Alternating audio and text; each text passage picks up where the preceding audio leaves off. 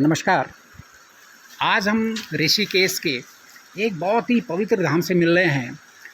ये है ज्ञान योग ब्रीथ, ज्ञान योग ब्रीथ। और यहाँ देश विदेश से युवा आते हैं, योग सीखते हैं और उसका प्रचार प्रसार दुनिया में करते हैं। और उसके जो तमाम दुनिया भर में घूम चुके हैं, जो इस आश्रम के संस्थापक हैं हमारे विपुल जी, स्वामी विपुल जी हमारे बीच में हैं। इनसे पूछते हैं कि ये अभियान कैसा है और इससे पहाड़ का, उत्तराखंड का, देवभूमि का क्या भला होगा, क्या इसमें इनका रोड मैप क्या है। विपुल जी नमस्कार। नमस्कार। कैसे हैं विपुल जी? बढ़िया है। अभी बड़ी खुशी हुई, हमने देखा कि देश विदेश के युवा यहाँ आ रहे हैं, योगा सीख रहे हैं, जो मुझे लगता है देवभूमि की बेसिक है।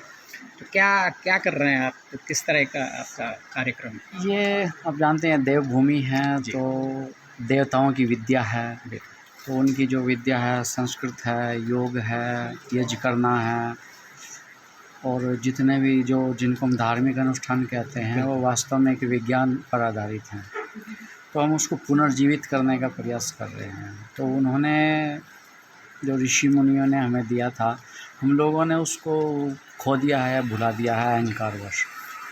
विदेशी इसलिए आते हैं क्योंकि विदेशी जो हमारे लोकल के लोग हैं, जो युवा हैं, उनको प्रेरित करते हैं। उनको ऐसा लगता है कि जब कोई अमेरिका से आता है, यूरोप से आता है, हमारी चीज़ें सीखता है, तो हम इनमें कुछ ना कुछ विज्ञान छुपा तो वो भी आकर्षित होते हैं।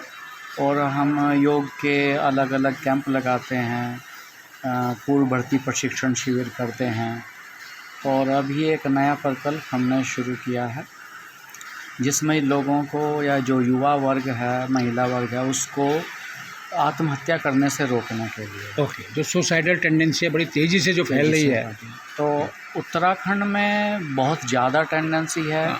1 लाख पर लगभग 8.3 लोग आत्महत्या करते हैं। 2 साल में 100% बढ़ गया है। हाँ, पिछले लगभग सालों में मुझे लगता है कोई 1500 से 1600 लोग आत्महत्या करती हैं 1 वर्ष में, जो हमारी जनसंख्या के हिसाब से बहुत ज़्यादा है।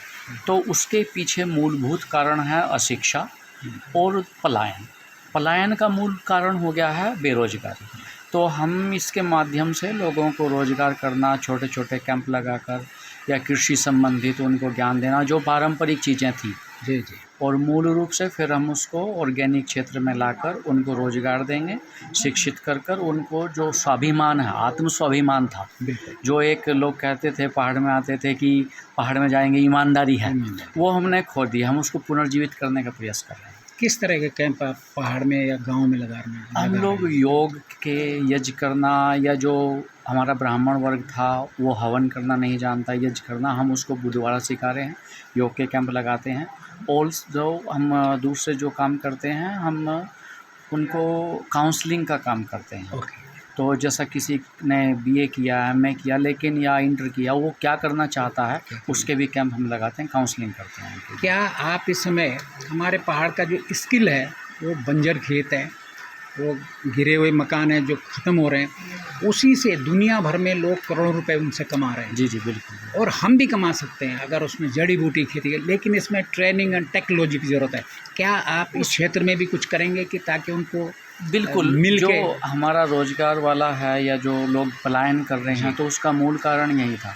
तो कृषि से संबंधित भी हमारे पास कुछ योजनाएं हैं, लेकिन फिर भी हम चाहते हैं सरकार भी काम करे, या दूसरे NGO हैं या आप लोग हैं तो आप मार्गदर्शन करेंगे, तो वहाँ भी हम उस तरह का काम करेंगे। आप दुनिया भर में कई देशों में घूमे, वहाँ हमारा जो इंडियन जो हमारा शिक्षा है, योग है, उसका क्या है? ये बच्चे भी आते हैं, अभी आपके विदेश के बच्चे आ रखे हैं, क्या इनके दिमाग में रहता है, किस तरह का? वो यहाँ इसके प्रति शांति के लिए आते हैं। विशेष रूप से जब आप योग के रूप में देखते हैं तो योग में एक ही शहर आता है, ऋषिकेश, या फिर गंगोत्री आएगा, उत्तरकाशी आएगा। तो ये लोग वहाँ से आते हैं, उनको पता है कि केवल शांति दुनिया में एक ही जगह है, वो है देवभूमि उत्तराखंड में। और अगर हमारे अंदर आत्म स्वाभिमान जाग जाएगा कि जो हमारी विद्या थी, जो हमारी अपनी विद्या थी, जिसके कारण इसको देवभूमि कह रहे हैं, अगर हम उसको सीख लेंगे तो हमें रोजगार भी मिलेगा, हमें सम्मान भी मिलेगा, और जो हमारा एक कर्तव्य था अपनी पुरातन संस्कृति को जिंदा रखने का, वो भी पूरा हो जाएगा। आपको इसका अनुभव भी है, आपने पूरी दुनिया, क्या ये जैसे कैंप आप यहाँ लगा रहे हैं, क्या ये गांव में भी लग सकते हैं? जैसे जी। आप लोग जो गांव हैं बंजर हो गए, कम लोग, हम लोग ऐसी गाँव जगह में भी भी लगाएं? लगाते हैं और वहाँ मेडिकल कैंप भी ऑर्गेनाइज करते हैं।